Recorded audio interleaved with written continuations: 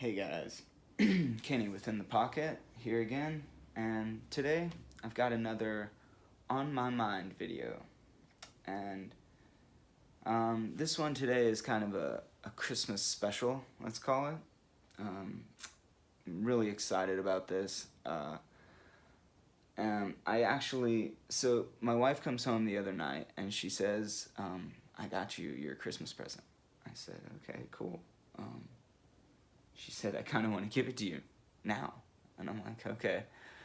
She always has this problem. She likes to give me my presents early. She's always been like that. So I'm used to it. So I'm like, okay, sure. And she said, well, because I want to see, you might want to return it. So I don't want to give it to you. I don't want to give it to you on Christmas because then we can't take it back. And, I'd rather give it to you now and then we can go find something else if you don't like it. And I said, okay, cool.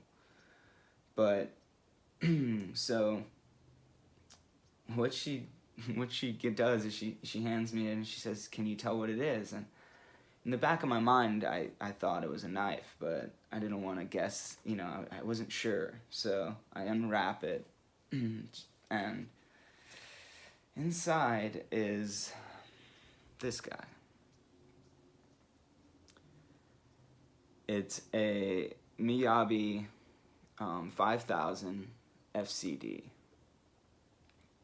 And I don't know a lot about kitchen knives, so Super Steel Steve, tell me if this is a piece of junk or what, but it is absolutely gorgeous.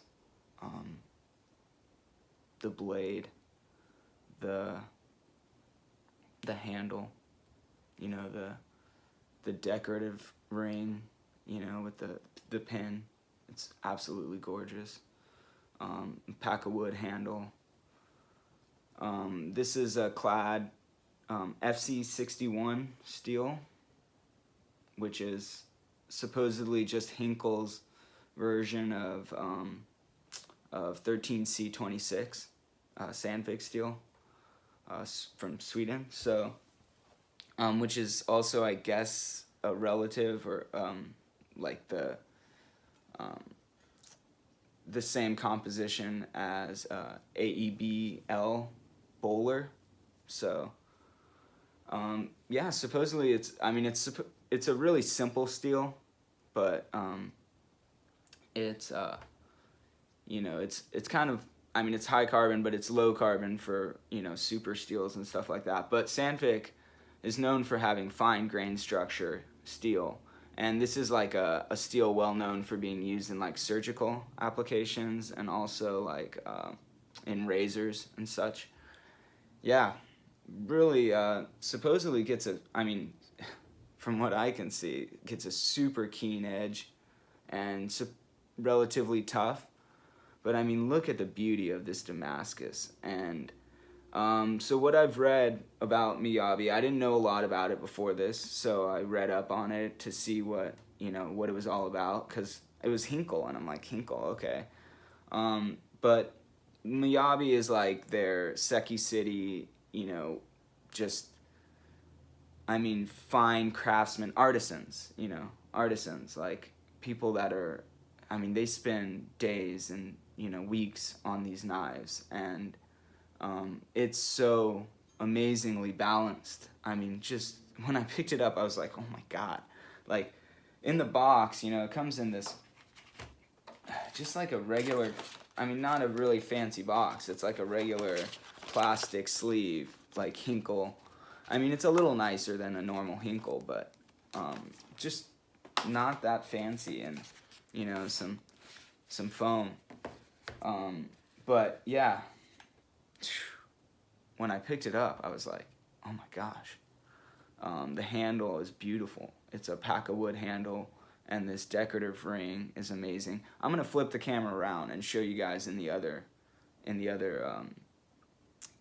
camera, where I can really show you the beauty of this thing, because it's not gonna show it on this camera. But yeah, so she blew me away with this. It's an 8-inch chef's knife / Satoku. I don't know what you would consider this. Steve, dude, give me give me the lowdown, bro. But it's just beautiful, absolutely gorgeous. And I'm gonna show you that when I flip the camera around. I'll talk more about it. And the sharpness is insane. I'm not gonna cut paper with it or anything. I mean, I did some cutting with this. I don't know if you're gonna be able to. I did some, I mean, it's just chipping my nail off. But I did some cutting with this thing, and it was amazing. I mean, it's so thin behind the edge. It's so thin. The blade stock, it's got to be like a millimeter. I mean, I guess I got to go get the calipers to check, but I mean, so damn thin. And it's ground at like, I think they say like 9 to 12 degree. It's so thin behind the edge, and it just sliced through the fruit like, I mean, like it was a laser beam. Just like it wasn't, the fruit wasn't there. It's amazing. So, yeah, I don't know. I don't know a lot about chef knives, again. So I'm going to flip the camera around, and I'm also going to talk about this, guys. This was the other thing. Merry Christmas to me. I know a lot of you guys probably got these too, but yeah, it's still a little stiff. Just got this guy, unboxed it today, and yeah, I wasn't expecting to get this right now. I mean, I figured they made it this long in the year, they were gonna wait till the, you know, next year to unbox it. I mean, unleash it or whatever. I don't know, but I guess they just finished, or maybe they just got through. I think it was just the manufacturing. They were having trouble with the LC200N. I don't know what the deal is. Yeah, so these finally came in. Super stoked, but also kind of rocked because Christmas has nailed the pocketbook as usual, and you know, the credit's up and the accounts are down, so for them to hit me with that right now in the middle of December, wasn't super stoked about that, but it's all good, you know. I mean, I was glad I had it on pre-order because I mean, they seem like they're still available, guys, so you can still get them last time I checked. But yeah, I'm really stoked on this. I have a whole story about mass drop and why I had a mass drop, had the mass drop blue box. Yeah, that's what it is, blue box. I did the mass drop blue box and ended up not, you know, getting housed by that. And I know you guys probably heard about that, is like, you know, they said it was supposed to be S35, and it was I thought we were getting the last of the S35, and that's why it was a deal. And then you got S30 in the knife, which is, I mean, I have enough S30, and I didn't want another Spyderco S30V. I don't really love their S30, to be honest, and I just wanted some of the S35 before it was gone. So I tried to get it, and when I got it, it was S30. Wasn't stoked. Ended up sending it back. Didn't get any of the special stuff that you could also get in the blue box, so I wasn't stoked on that either. I mean, it was supposed to be 1 in 10 people got a Spyderco case, and I didn't hear a lot of people getting Spyderco cases. It should have been a lot of people talking about their regular, you know, Spyderco zipper case, and no one was talking about it. So ended up, anyways, long story short, was pissed, sent it back. Ended up ordering this guy like immediately after, and then here we are, mid-December, finally got it. It is from Golden, Colorado, so it wasn't about anything about tariffs or anything. It was more, I'm sure they were having trouble with the LC200N, trying to get it. Maybe that was the case, I don't know. But finally got it, excited. It's gonna be like my surf knife, surf trips and stuff. Don't have to worry about it at all. Under 3 inches, legal in most places. Just don't have to worry about corrosion. So it's a sweet little knife. Excited about that. Flip the camera around now. I've already rambled enough, I guess, and I'll ramble some more when I'm talking about these. So here we go. And another cool gift. Yeah, my mother-in-law knows me well. So I've had Toyotas most of my life, and I love Star Wars. Yeah. pretty easy. Alright, guys. So yeah, here he is. It's a beaut. I mean, I don't know how well it's gonna come through, but this Damascus is the pattern. So it's supposedly it's 49 layers, and I mean, just beautiful. My wife was gonna get me another one that was like, I think she said it was like 100 layers or 69, or no, it was like 89 layers or something, or more. I forget what it was. 110. You guys can tell me. You probably know more about it than I do. But I mean, it's absolutely gorgeous. Every little detail. And I mean, you can see there the thinness of the stock. Comes to a very nice tip. Extremely sharp. Amazing. Let's see. I'm not gonna mess with the edge too much because I'm sure it's insane. See, 66.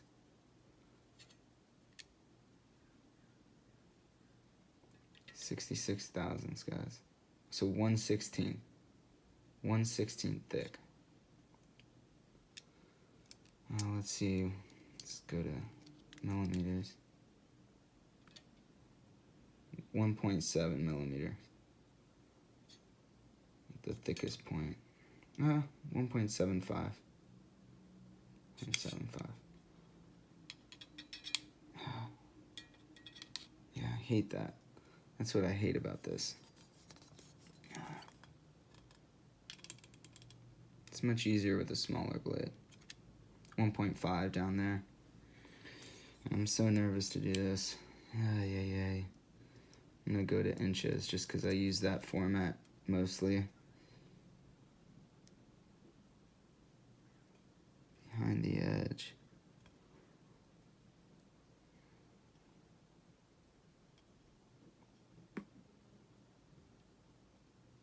Okay, so 10 thousandths. And I don't know if that's the thinnest point.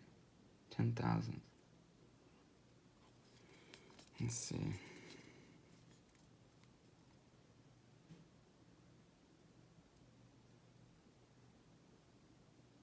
Ten thousandths. 9,000. 9 thousandths.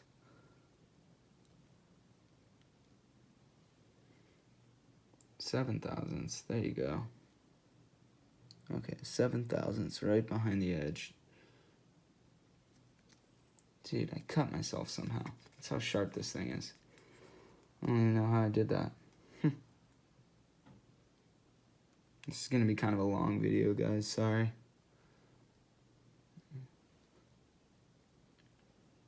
Okay, so I'm getting 7 thousandths. I'm getting like right there. I don't want to play with it too much, guys, to be honest. This thing is a thing of beauty. I don't want a chance scratching that. But yeah, amazing, guys. Yeah.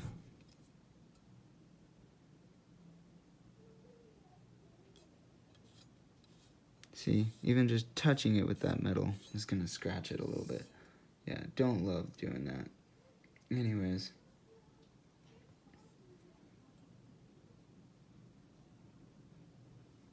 Beautiful. Then, going ahead, talking about this guy a little bit more. You know, he's got a good action. I mean, the Golden Colorado, I think this is my first backlock from Golden Colorado. And look at that. Look how polished the back of that is. This is like on the level of the Taichung factory for sure.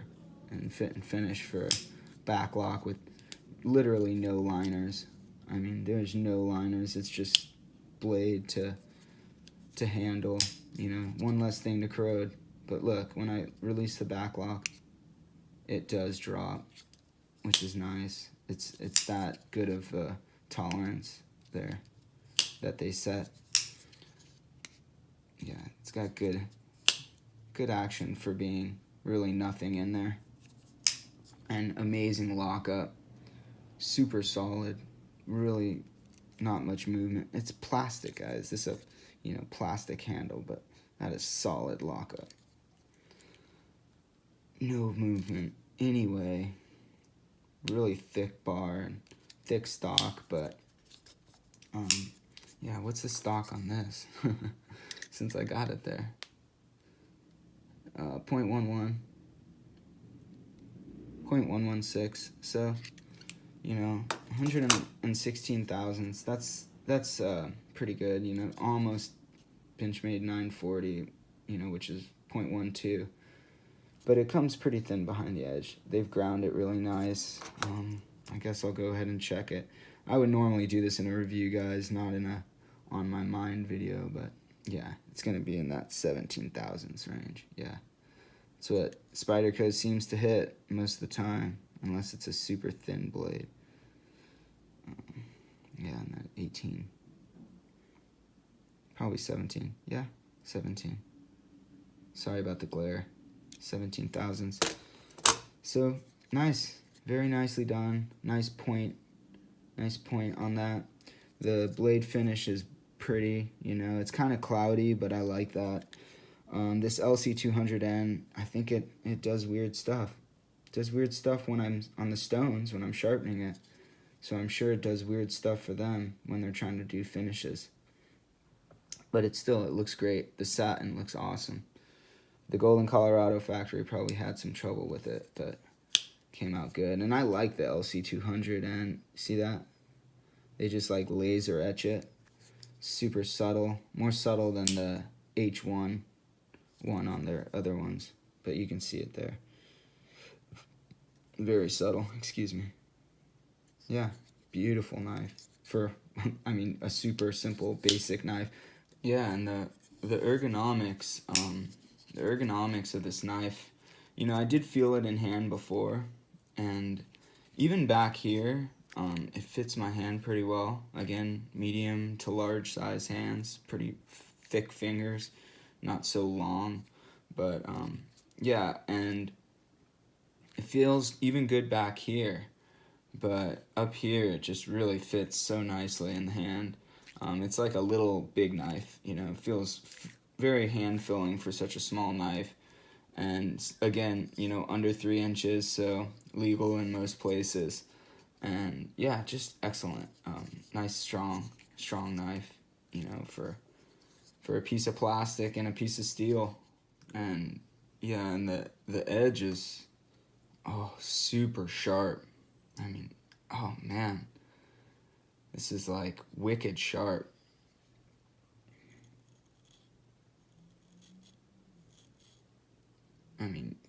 Stupid sharp. I bet. I don't know if it'd whittle hair. I've never had a factory edge that would whittle hair, but it's definitely cutting into my fingers a little there. Nice aggressive edge. I'm impressed. Golden, Colorado factories definitely stepped up on their edge. From my Para 3 I first got to this. Definitely stepped up their game. Yeah, really great. But I'm a little confused by this, guys. Black hardware. I feel like chrome hardware would have been better. I wonder if they did that for the corrosion resistance. They paint it for the corrosion resistance, but I feel like that's gonna scratch, and then I don't really understand it.